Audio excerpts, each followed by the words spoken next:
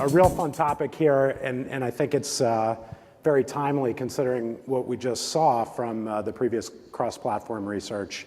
Mobile's clearly becoming just a very, very big story in the overall cross-platform landscape.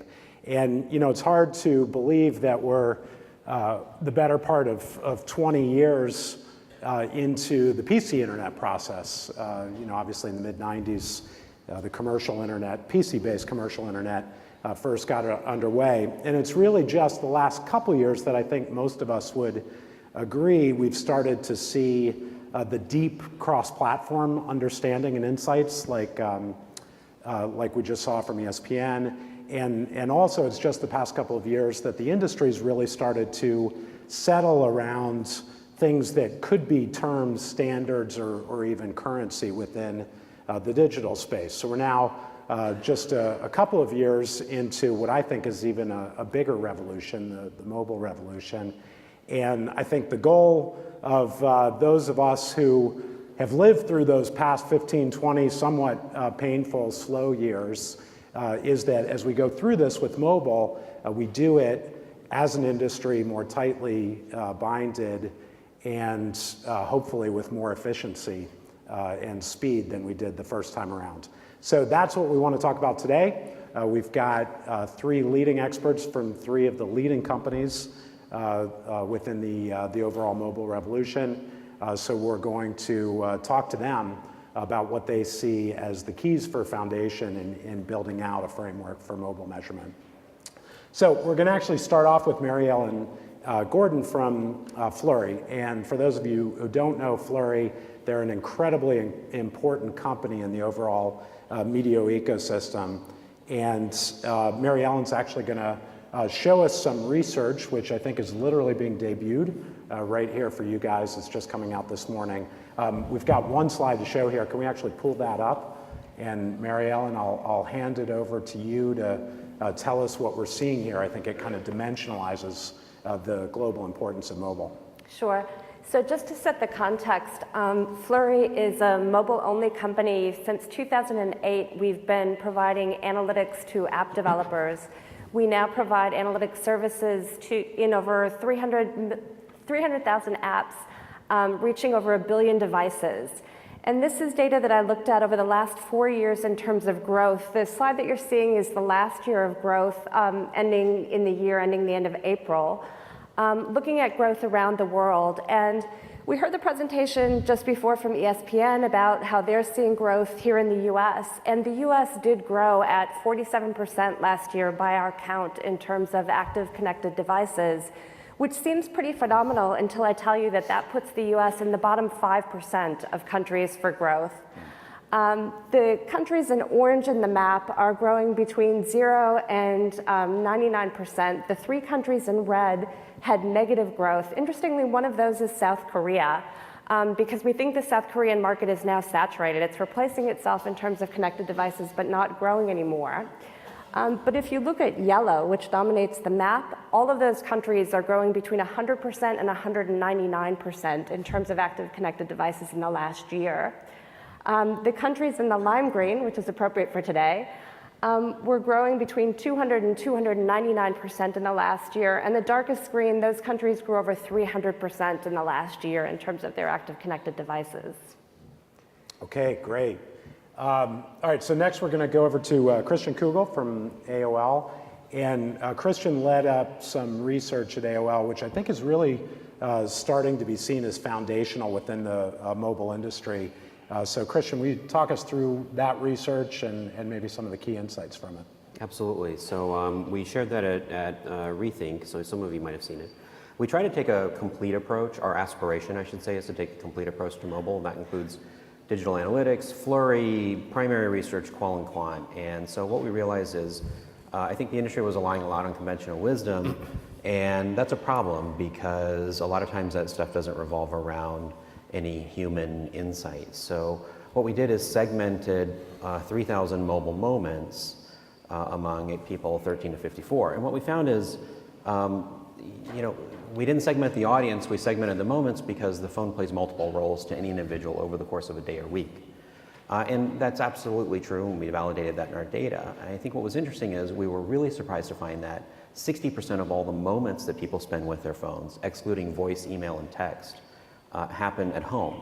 So it begs the idea of what does mobile mean?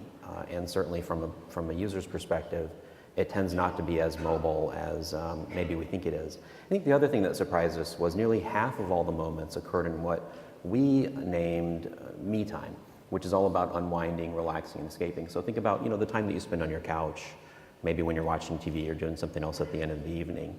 And as we look at our own internal log data, a lot of that is really, really validated, especially with tablets. And we see an early peak in the morning.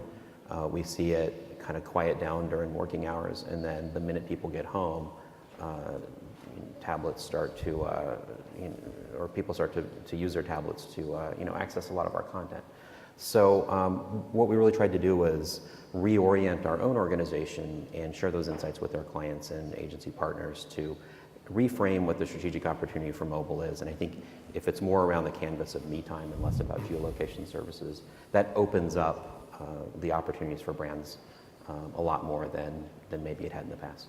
Great. Okay, good stuff. So Gunnard Johnson is from Google, and I think if you were thinking of it on the surface, the opportunity for Google would have just been to kind of extend its existing PC-based platforms into the mobile space. But Google always thinks big, and actually the mobile opportunity has meant launching the world's leading smartphone operating system platform, and by the way, going out and acquiring Motorola. So Gunnard, talk to us about how Google frames up the mobile opportunity and how you dimensionalize it.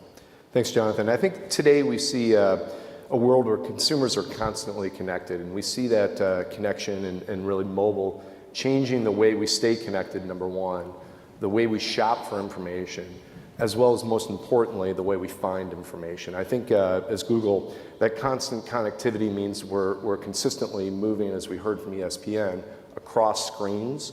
And in Google, we're thinking about devising that cross-screen understanding in everything we do, from YouTube to Google Now to all of our different services. One of the biggest changes we've made this year is with enhanced campaigns that combine both the desktop as well as the mobile experience into one, simplifying that experience for our advertisers and partners there. Okay, great. So it's very hard to measure something if you don't have a definition around what you're measuring. Do we even know exactly what mobile means? Is it by function? Is it by device? Is it by consumer activity? How do you guys think about defining what mobile is? Open it up to you, Mary Ellen. Okay, I tend to think of it as smartphones and tablets, but basically as we go forward and think of maybe Google Glasses and other things that might be coming, very portable devices, so easier to move around and use anywhere than your laptop. All right, Christian, you talked more about function or the context of the usage. Does AOL think about it differently? Well, mobile is really important to AOL because we create lots of content and people like to use different devices to access that content. I think in the latest ComScore multi-platform report, if you look at the number of people who use our properties and our brands on the desktop and then look at the incremental use for mobile, it's about 24% or so. So it's a healthy amount of people, and for some of our properties, upwards of 20 or 30% of our page views come from mobile devices too. So I think the definition of mobile probably depends on what exactly it is that you're trying to attack. And I do think though that because we call it mobile, it's probably a misnomer, seeing as how so much of the use does happen at home. It just, semantics and language are important, and it tends to frame what the opportunity is. But clearly tablets and phones do have a lot of overlap, especially in terms of measurement. So it's useful to lump those two things together. But as we're seeing, especially from our early adopter audience, our Engadget and TechCrunch users, we like to do a lot of research against them because they're canaries in the coal mine of sorts. And they've had the opportunity to not only use tablets for a long time, but turn those tablets or those behaviors into habits. And so, what we see from a lot of those guys is that it really is a device that stays at home. And we hear that from our telco partners as well as we try to get more tablet users to adopt data plans. So I think you have to think about it in terms of what's the device, because there's a measurement component to the device. What's the consumer usage need or the usage occasion, because there's an aspect of that that's really important if you're trying to communicate with them as a brand. And I think for us, understanding how we can make the content experience continuous across those screens is really, really important, because that's what they turn to some of our properties for, whether it's the AOL property or Huffington Post or Engadget or any of our other brands. And Gunnard, I think Google has a little different twist on the smartphone versus tablet world. Tell us about that. Historically and just to date, we've seen a growing proliferation in the number and types of devices, from PCs to tablets to smartphones to hybrids, or my latest new favorite category, phablets. And I think those the lines of distinction have really blurred over time to really look at a context that's different. And the context there, we think, is the most important piece to really understand mobile in terms of your location, number one. Are you in a store? Are you out of store? Or are you at a hotel or an airport? The proximity, number two, to understand your closeness or direction to a physical location. Then number three, really the time of day or the day of the week, the contextual insights around those. And then finally, some of your information and awareness around how to put all those pieces together in a package. I think is that we've kind of classified mobile in terms of really smartphone and having the on-the-go capability, even though you may not use it on the go as much. As we've seen similar insights with search, understanding that about 68% of the searches are conducted in the home versus on the go. But I think we look at mobile as being that capability to have on-the-go ability for a device that historically was kind of, if you looked at device only, was the context by which you define mobile. Today, with the proliferation of devices, we've looked at those additional pieces of proximity, time, as well as location. Yeah, I think that's absolutely right. One of the things that we saw last year was we were doing some extensive qual on the dynamics of phones and those kinds of things. Is we found a lot of people saying, well, I'm at home, I'm watching TV, and I've got both a tablet and a phone. I'd rather use my tablet. It's just a better experience for when you're sitting on the couch. But it's all the way across the room, and so I'll just reach into my pocket and use my phone for the same thing. And I think the knee-jerk reaction is people are really lazy when it comes to those kinds of things. And then we did our 7 Shades project, and we uncovered this me time insight, and it all of a sudden became very clear. It wasn't that people are lazy, it's that they're engaged in me time. And when you're relaxed and you want to unwind and you're kind of sitting back on your couch, you don't want to be disrupted. So the last thing you're going to do is get up, and even if it's walking 10 or 15 feet, to grab your tablet. So I think balancing the understanding of context and really grounding it in that true human need starts to frame what the engagement opportunities are for brands. But there's a content element too, to the extent that smartphones and tablets in particular, the dominant usage is in apps as opposed to the mobile web. And I think that's a distinction that's different too from what we saw on the desktop, where it is largely browser driven. Well, so let's dig into that, because I think those distinctions, kind of the operating system distinction, the app versus web-based distinction, the different device distinctions, those may often be driven by the technology limitations of our measurement platforms, whereas actually brands and consumers would more naturally think about it in terms of activity-based segmentation. So, but those technology limitations are very real. Can you guys just talk about that? Mary Ellen, maybe ask you to start, because that's sort of where Flurry has built its foundation. Yeah, I mean, I think that there are a couple of things that are important. At the high level, of course, apps are just another way for consumers to consume content and advertisers to reach consumers. But if you think about a couple of things, there's a whole lot of apps for which cookies just don't apply. Apple has consciously kept cookies out of the iOS ecosystem. They're taking that even a step further now by excluding any apps that track UDID. They've introduced the advertiser ID, but the default to that is off. So the cookies and the third-party tracking and things like that are much more difficult technologically. And if you think about it from a user perspective, downloading an app is a different level of commitment than just surfing to a website or something like that. So there's those key differences, which I think do matter. Yeah, I think that's exactly right. And at Google, we for the brands out there, we recommend almost a presence on both. Really mobile web as well as apps. We kind of look at a differentiation in terms of the measurement. Mobile web much more akin to other measurement techniques that are probably out there and have been out there for a while versus apps, as you were mentioning. A new paradigm and the ability to get login information especially is something that's new. When we make recommendations for brands, we definitely look at the ability with the login information to have more of your most valuable customers and kind of a differentiated view there versus the mobile web that may be more happenstantial. I think with both of those, I think Home Depot, I was just there this weekend doing a great job between balancing the needs of the two in-store and out of store. And a great example of somebody who has a great strategy for apps as well as mobile web to balance both in-store as well as out-of-store activities really well.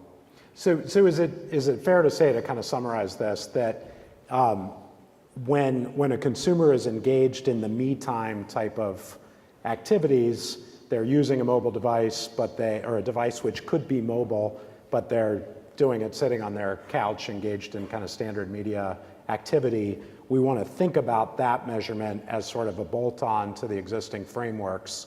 But when they're out on the go doing task-oriented utility stuff, that's maybe a whole different ballgame that needs new frameworks? Although even if they're on the couch, they're in apps most of the time. Mm-hmm.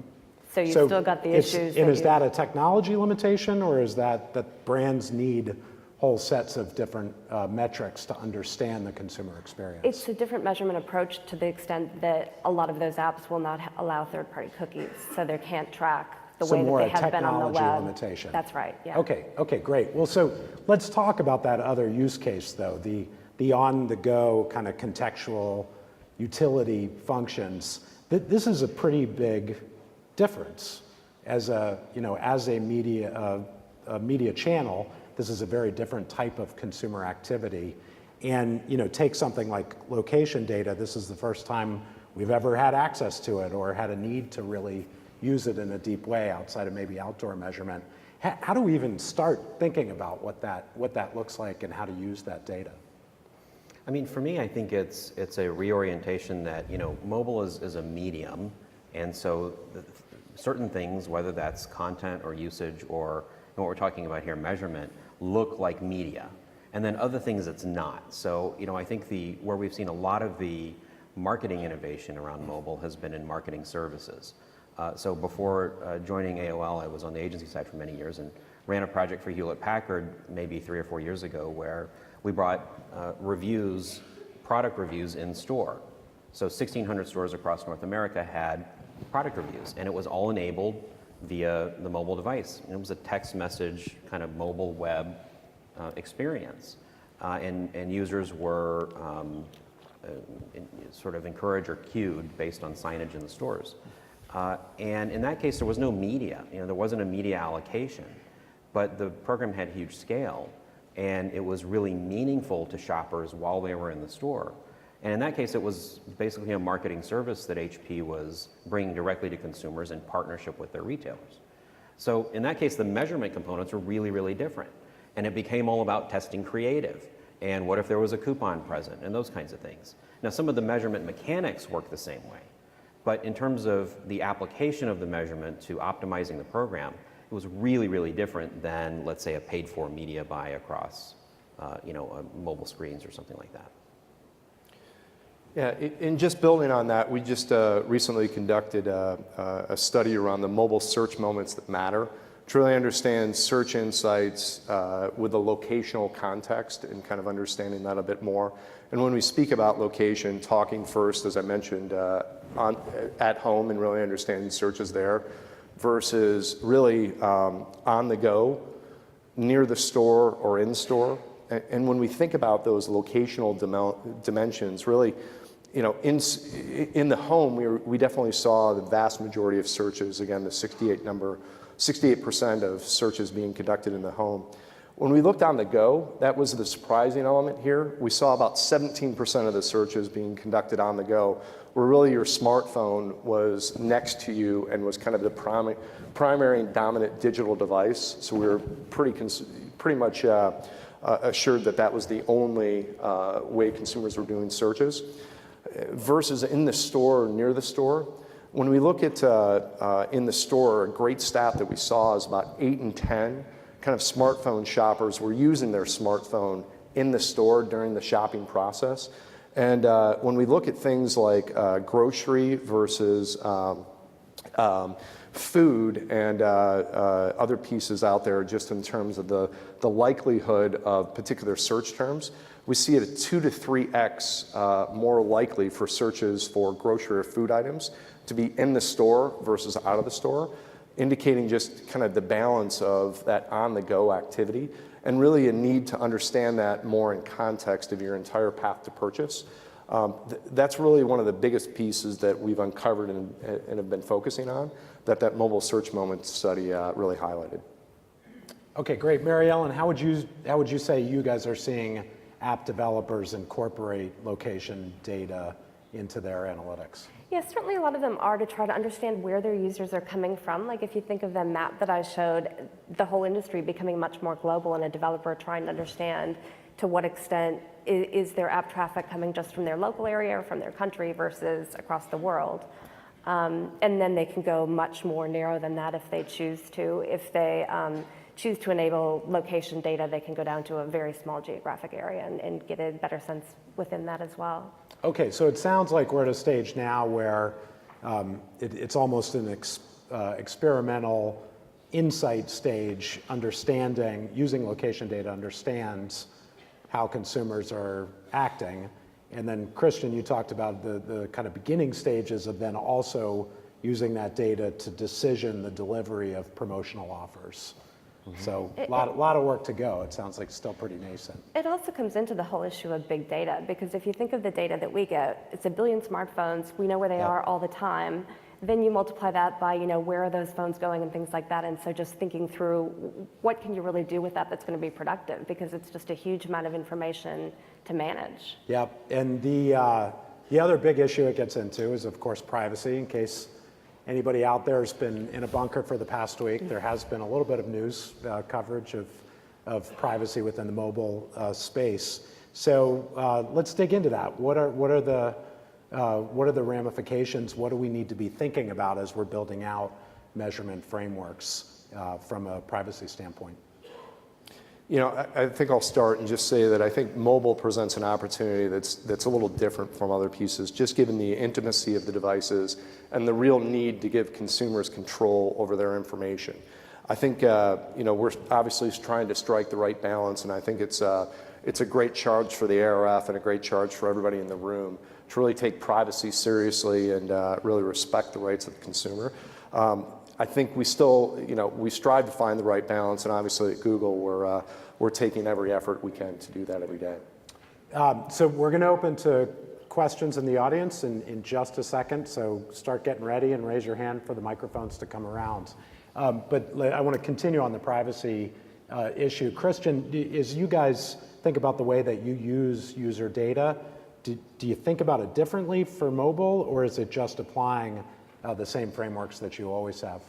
I think it's evolving as everything is evolving. And we have an entire team at AOL that focuses on privacy. It's a really important topic for us because of the legacy of what AOL started way back when we were charging people for access and had credit cards on file and those kinds of things. So it's really, really important, but it is definitely evolving. And I think part of it is, personally, I keep thinking that at some point consumers will have had enough and will finally revolt in privacy. But I think with what I felt was a relatively mild response to the news of the last week with the government stuff, I feel like maybe that's never going to happen, and consumers' understanding of the trade-off between privacy and content and tools and convenience might have passed some sort of tipping point here recently. So I don't know. Well, I think there's a lot to be learned, both from the consumer perspective, but also as this aspect of the industry shakes out. I think your 2 points, though, kind of go together in the sense of just giving the consumer a choice. I mean, we already see that in terms of exposure to advertising, because if you think about it, in a lot of cases, consumers can choose between getting a free app that's supported by advertising or paying 99 cents often to completely avoid advertising. And we see them voting with they're not paying to get the version that is subsidized by advertising, even though they might say they don't like advertising. I think we can do more of the same in terms of targeting and tracking and things like that, and giving them the choice of, do you want the more relevant ads, in which case you might have to give up some information, but at least you know that you're doing that, versus a choice of, I don't want to be tracked, and therefore I understand that I might get cat food ads if I don't have a cat. Great. Let's open it up to questions.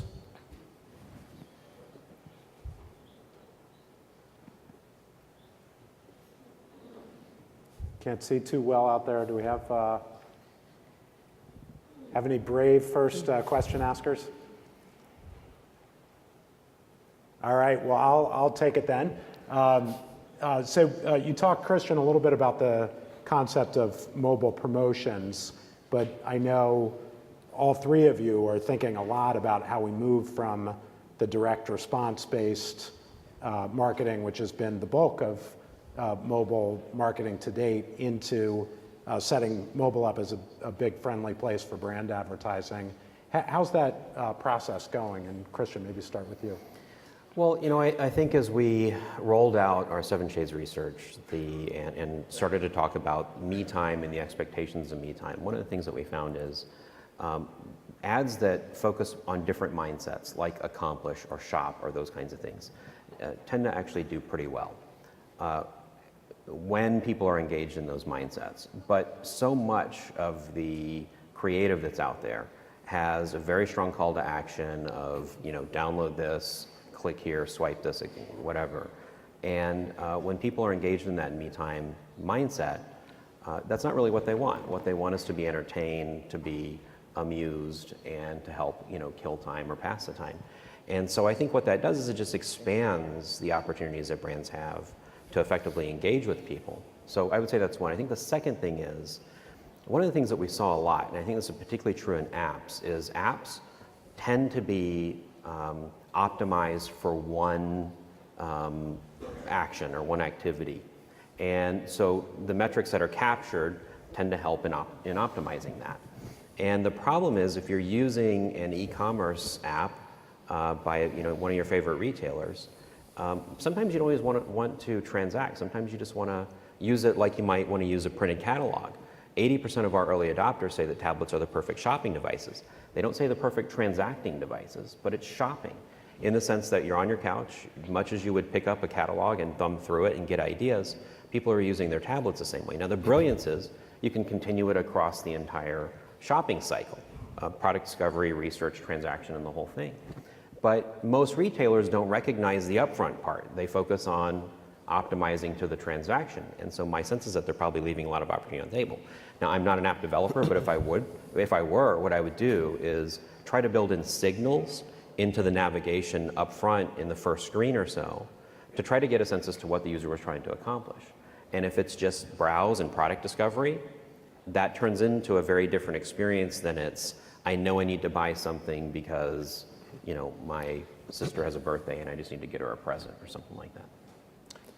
Yeah, and just building on that, I think that's a huge challenge today in mobile's role and kind of the path to purchase. I think you know, when we think about the brand and direct response use cases out there, you know, I think we've started down the line of a direct response conversion aspect and mindset. But I think the big opportunity, especially given kind of the personal nature of mobile, the tactile environment, that just offers a really rich canvas for brand opportunities. I think there's a tremendous potential there, but I think we're still kind of suffering from a brand metrics deluge of data and metrics. I think where we have seen and have been successful on the direct response side is really defining some new conversions for mobile, be it click to call, being it direct to app, direct to another website, purchase from a website, or actually showing up and converting in store. The great news is when we look at just on the Google side on search, about 3 in 10 or about 30% of the searches actually result in a direct conversion of one of the conversion types I just mentioned. I think the challenge we're seeing, again, is not one of conversion. It's really one of brand measurement to understand, similar to other channels and avenues out there, of really how to understand what's the best way to represent that. And that's really, I think, our big opportunity is to understand, as Christian was saying, kind of, again, that path to purchase and really mobile's role in the entire understanding of the ecosystem. All right, great. Well, we're out of time. Let's have a round of applause for a great group of panelists.